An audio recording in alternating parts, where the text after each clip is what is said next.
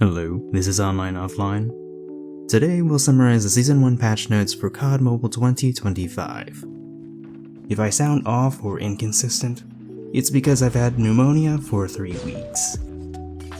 First off, the KRM from Black Ops 3 has gotten an unjustified nerf to its base mag size. It's now 6 instead of 8, and this is a massive inconvenience, especially in objective modes. You could use the tube extension or extended barrel, but those hurt your mobility and you need to preserve movement for a hipfire shotgun. You could try running double sims with ammo boxes if you want. Other than that, I advise getting in the habit of switching to your pistol more often. The sawed-off barrel got an adjustment, but 6-1 is the same as 8-3. Cold War's Tech 9 was expected to get a hipfire penalty to its burst mode, but the devs decided to cancel that, and I'm glad. I don't play enough BR to know if the burst mode is good there, but if so, there's no point in dragging multiplayer into this.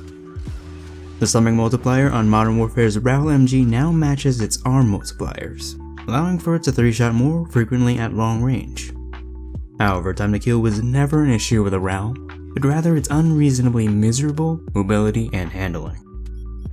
Both of the box mags for Modern Warfare's older will have faster ADS times and reduced recoil. Not that it had much recoil anyway. The Lag 53 has gotten a much needed buff to its damage profile. On top of a range buff, it gained a new 46 damage range. 1 extra damage may not seem like much, but it's enough to guarantee a 2-shot kill if you hit someone once in the stomach or chest. Previously, you needed to land both shots there. The HSO shotgun will now have a hipfire spread on par with the R90. More importantly, its choke muzzle won't harm your movement speeds anymore, unlike with other shotguns. The CBR4 is getting a handful of buffs. First, its third range damage will now allow for a 5-shot potential without needing double headshots. Second, it now has the third fastest base SMG strafe speed, ahead of the Cordite. With one attachment, it should be able to achieve a max strafe speed just below the Tech 9s. Third, the ADS bloom is no longer one of the worst in the game. It is now comparable to the average SMG. Not great for mid-range, but it should help with that 5-shot potential. Fourth, its hipfire spread is better than average for an SMG, similar to the MSMC and Razorback. Does that mean that the CBR4 meta has returned? I doubt it, as it still has plenty of flaws, like its lackluster initial bloom, high flinch, a sprint out as slow as shotguns and LMGs, and a lack of great attachments. Black Ops 4's GKS now has solid bloom, especially if you burst fire. It also now has bullet impact on par with slow 3-shot ARs, like the AK-47 and EM2. Speaking of which, Cold War's EM2 got a buff to its final range damage, allowing for an easier 4-shot potential.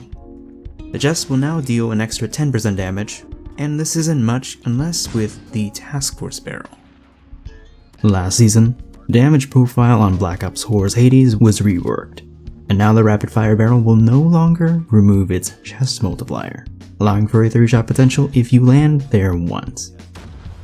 The final weapon change is the Cavalry Lancer barrel on Cold War's Lapa will now increase your bullet speed by the same amount as the extended barrel.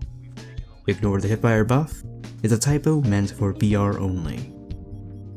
Moving on to operator skills, Infinite Warfare's Bull Charge is getting yet another nerf, this time to its recharge speed. In contrast, the Gravity Spikes from Black Ops 3 is getting another buff to its recharge speed. Infinite Warfare's Gravity Vortex gun now carries 4 black holes, and this is overkill. After 5 years, the Tempest from Black Ops 3 and 4 will finally use standard ADS sensitivity. The Death Machine is getting a buff to its movement speeds. By how much? I'm not sure. The Flame Knot from Vanguard is getting another nerf to its score cost, now needing 2 more kills. Last season I said that if you could carry 2 Dowser grenades without perks, it would be worth using. That has come true. The same buff applies to the Stormball as well. What are my thoughts on these balance changes? I'm not a fan of the KRM nerf, so that signature attachment that it's supposed to get in Season 2 better be worth it. What is it? No one knows yet. Meanwhile, both multiplayer and VR players can experience a faster HSO now that the choke doesn't slow it down anymore. Semi-auto only lag 53 might be worth using now that the requirements for two-shotting aren't as strict. It's been over a year since the CBR4 was a good gun. Perhaps it's acceptable to be somewhat relevant again. The GKS may not be the best, but it's always going to be something that I have favoritism towards. The new gun this season will be the XM4 from Black Ops Cold War. It has a slightly faster fire rate than from that game, so instead of Mythics, expect Type 19 or Groza.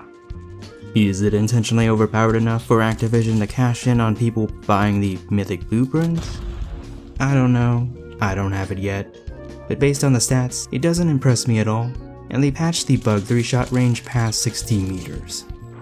Anyway, that makes 6 different AR-15s now, not including the ICR-1. The new operator skill is Control Field. When placed, it allows you to hold objectives without being on set objective. I'm not sure how long it lasts, and I don't have it unlocked yet, but they do seem quite fragile.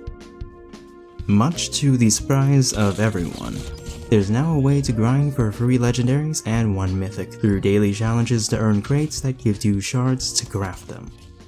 And these should be available for quite some time. There's going to be 3 new modes. Chase seems to be based on Get High from Modern Warfare 3 2023. Carnival Shootout has the same aesthetic, but you're competing to shoot targets.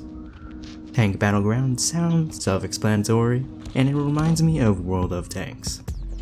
In other news, Control has replaced Domination in Ranked and Gunfight in pubs. They also changed 2019's Candor Hideout map, especially the areas around the hardpoints. The last bit of news is that a while ago they were testing a PC version in China, and it seems that they're now working on an official version for Steam. This is good news for people who don't like using the Game Loop emulator. To the people who keep getting banned for using BlueStacks, well, there's no more excuses. Chances are they'll be put in their own separate lobbies from mobile players. I hope that it's successful because the current state of Call of Duty isn't great.